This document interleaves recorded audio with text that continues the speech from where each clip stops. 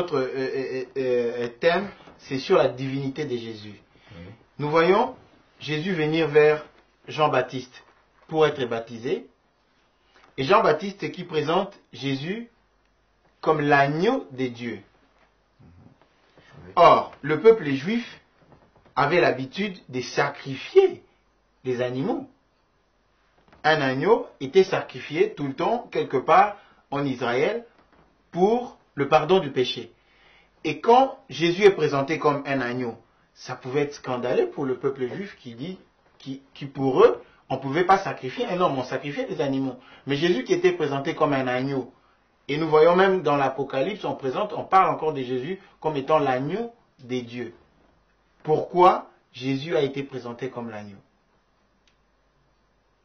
Jésus a été présenté comme l'agneau parce que comme nous le voyons, lorsque nous allons dans Exode chapitre 12, dans Exode chapitre 12, nous savons que le peuple de Dieu a été en esclavage en Égypte pendant 430 ans. Et imagine-toi que pendant 430 ans, ils ont oublié la puissance du sang. Ils étaient sous l'esclavage, mais ils avaient oublié que c'est le sang qui libère.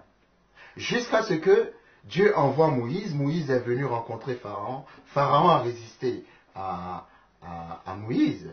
Et quoique Moïse ait manifesté des signes qui auraient pu forcer la main de Pharaon à libérer le peuple de Dieu, Pharaon a toujours continué à résister. C'est alors que, en dernière position, Dieu a dit à Moïse de faire quelque chose.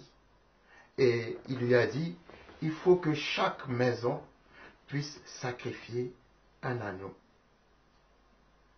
Parce que la mort va passer sur l'Égypte.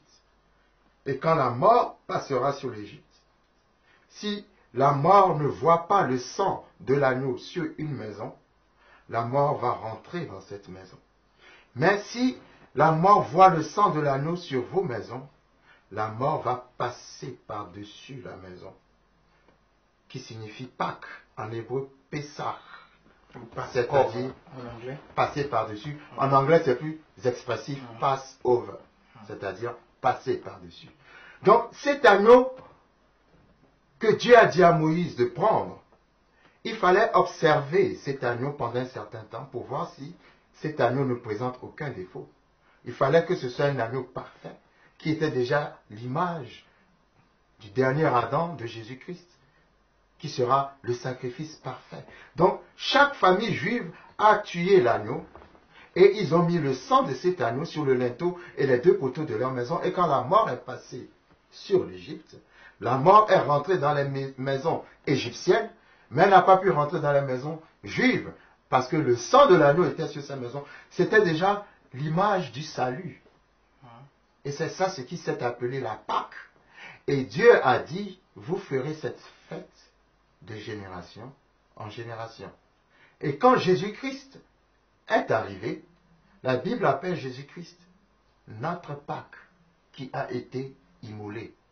Donc, le fait que Jean-Baptiste dise voici l'agneau de Dieu, ça veut dire voici la personne qui doit être sacrifiée pour que nos péchés soient pardonnés. Mais là, les peuples juifs n'avaient pas compris, puisque là, c'était clair. Oui, donc déjà, au début du ministère de Jésus, il a été présenté comme l'homme qui doit mourir pour libérer son peuple. Oui. Il a été présenté comme l'agneau, celui qui doit faire le sacrifice. Donc au départ déjà, puisque moi j'imagine un peu le pasteur qui doit être consacré, on lui dit, bon voilà comment tu vas mourir. Cette image de l'agneau parle directement de... parce que figure-toi que chaque année, les Juifs, pendant la Pâque, immolaient un agneau. Chaque année, depuis Moïse, jusqu'à ce que Jésus-Christ arrive. Chaque année, ils immolaient un agneau pour célébrer la Pâque. Et voici que quelqu'un arrive et Jean-Baptiste désigne cette personne. Voici l'agneau. Ça veut dire, tous les agneaux que vous avez sacrifiés, c'était bien, mais voici la personne qu'il faut sacrifier pour payer le prix du péché. Voici la personne qui vient pour nous sauver. C'est l'agneau de Dieu. Donc, C'était une prophétie, c'était clair, c'était une façon que Jean-Baptiste avait de dire aux gens, voici la personne qui va s'offrir en sacrifice pour que nous soyons libérés. Et c'est aussi une question, une réponse merveilleuse à la question que Isaac a posée à son père dans Genèse 22, lorsque Abraham montait la montagne de Morija avec son fils Isaac. La Bible dit Isaac portait le bois, image de Jésus qui portait la croix. C'est la même chose. Abraham, Isaac, Jacob. Dieu a dit, quel sera mon nom pour l'éternité? Donc Abraham est l'image du Père, Isaac l'image du Fils, et Jacob l'image du Saint-Esprit. Nous savons que Jacob a été transformé en Israël. Ça, c'est l'œuvre du Saint-Esprit de nous transformer de païens à chrétiens.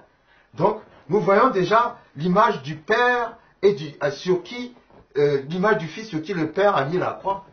Quand Abraham a fait porter le bois à Isaac et qu'il montait la montagne, Isaac a dit, Père, voici le feu, voici le bois. Mais où est l'agneau? Et c'est Jean-Baptiste qui a répondu, voici l'agneau de Dieu. Amen. Amen. Donc Jean-Baptiste a répondu, et Abraham avait dit aussi quelque chose de prophétique. Il a dit, Dieu se pourvoira lui-même de l'agneau, ce qui signifie Dieu va se donner lui-même comme l'agneau.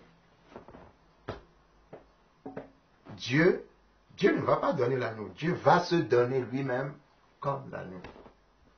Jean-Baptiste répond. Et Jean-Baptiste dit, voici l'agneau, c'est-à-dire voici le Dieu qui se donne comme l'agneau.